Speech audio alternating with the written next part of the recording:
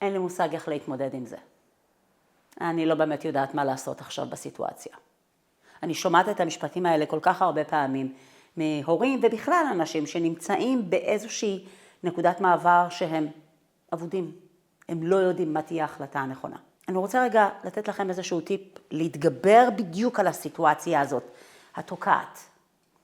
אנחנו כל כך שקועים הרבה פעמים בכאב הנוכחי שלנו, שאנחנו לא מסוגלים לראות לאן אנחנו רוצים להגיע. תרימו את הראש ותסתכלו רחוק. אם יש משהו שעבד עבורי הרבה פעמים, זה להרים את הראש ולהסתכל רחוק. תציינו נקודה עתידית, משהו בחזון שאתם רואים, מקום שאתם רוצים להיות בו.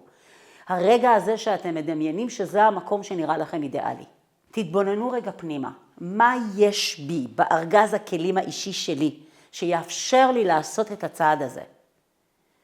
ואז כל מה שנשאר זה רק לבחור את הדרך הכי נכונה עבורי, להתקדם לכיוון החזון הזה שאני רוצה כל כך להגשים. להרים את הראש, להסתכל רחוק, לצייר את תמונת החזון, לבחון את ארגז הכלים האישי שלי ולבחור את הדרך הנכונה לי. בהצלחה.